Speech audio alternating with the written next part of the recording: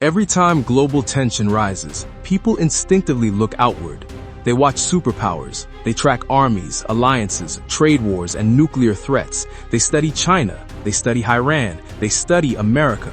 But almost no one watches the one place the Bible tells us to watch first. And that oversight is why so many people completely misunderstand what's happening in the world right now. Here's the uncomfortable truth. According to Scripture, world events don't revolve around the strongest nations. They revolve around a specific land, a specific people, and a specific city. And once you see that pattern, once you really see it, the headlines stop feeling random. They start feeling coordinated. Israel is not just another country. It never has been. In the Bible, Israel functions like the center point of a compass. When history moves, it moves around Israel. When empires rise, they eventually collide with Israel. When global systems shift, Israel is always involved. Not because it's powerful, because it's chosen. And this is where most people go wrong.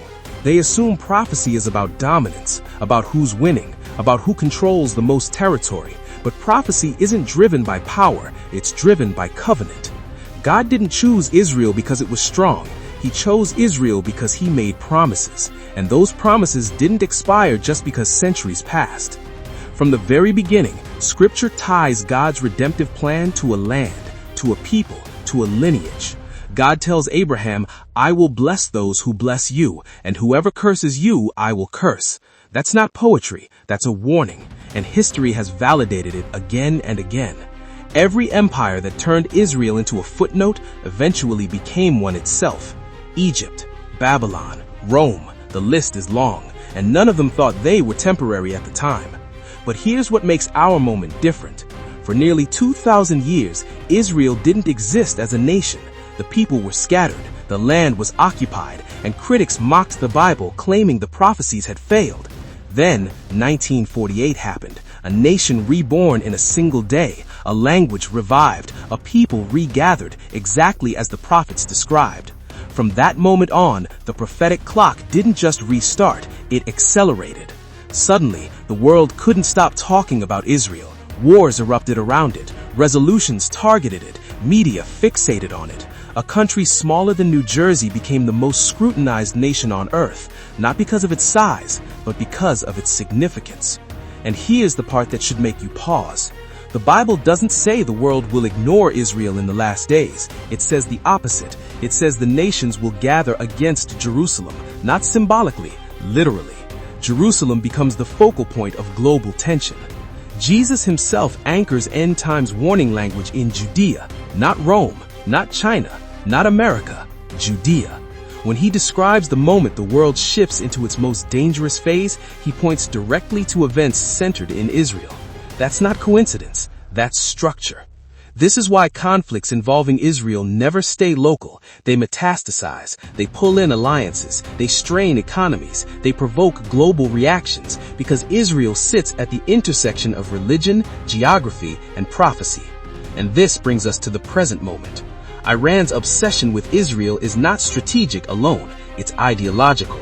China's positioning in the Middle East isn't economic alone, it's directional. Western involvement isn't optional, it's reactive. Everything converges because Israel is the pressure point. But here's where it gets even more sobering. Scripture doesn't present Israel as the villain or the hero of the end-time story. It presents Israel as the stage, the place where promises collide with rebellion, where deception peaks, where deliverance ultimately arrives. And this is why misunderstanding Israel leads to misunderstanding everything else. If Israel is just another nation, then headlines are just politics. If Israel is central to God's plan, then headlines are signals. This is why Revelation feels confusing to so many people. It assumes you already know this. It doesn't stop to explain why Israel matters. It just builds everything around it. The seals, the trumpets, the bowls, Jerusalem, the temple, the nations, the Lamb. The storyline never shifts away. And here's the warning hidden in plain sight. The closer the world moves towards forced consensus, false peace, and centralized control, the more pressure will concentrate on Israel. Not because Israel causes the chaos, but because Israel exposes it. This is why peace deals involving Israel are always fragile, why ceasefires collapse, why negotiations stall, why solutions never hold, because Scripture says the final peace doesn't come from diplomacy, it comes from intervention. And that's the part most people aren't ready for. So when you watch the world realign, when you see powers rising and tensions building, don't just ask who's winning, ask where it's pointing. Ask what land keeps reappearing at the center of every crisis, because the Bible has already told us where history funnels, and it isn't towards a superpower, it's towards a city. And the closer the world gets to that city, the clearer the pattern becomes. The question isn't if Israel matters. The question is if you've been watching the right place. The scroll stays open.